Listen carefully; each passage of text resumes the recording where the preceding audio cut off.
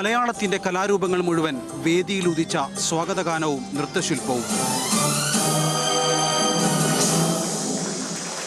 ആരോഗ്യകരമായ കലാമത്സരങ്ങൾക്ക് ആവോളം പിന്തുണ പ്രഖ്യാപിച്ച മുഖ്യമന്ത്രിയുടെ ഉദ്ഘാടന പ്രസംഗം. ഈ നാട്ടുകാരുടെ അഭൂതപൂർവമായ പിന്തുണ, പരാതികളും വിവാദങ്ങളുമില്ലാതെ ഈ മേള ഭംഗിയായി സംഘടിപ്പിക്കുന്നതിന് വലിയ കരുത്താകുമെന്ന് പ്രതീക്ഷിക്കുകയാണ്. 35 വർഷം പിറകോട്ട് പോയി ഇതേപോലൊരു കലോത്സവ വേദി ഓർത്തെടുത്ത KS ചിത്ര.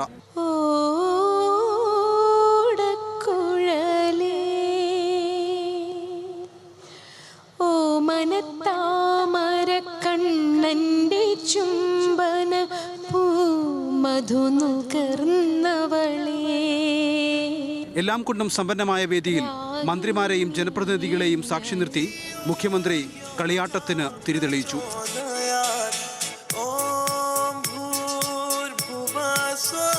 കലയുടെ തിരുനാളത്തെ ഏറ്റെടുക്കാൻ നിറഞ്ഞ സദസ്സുമുണ്ടായിരുന്നു.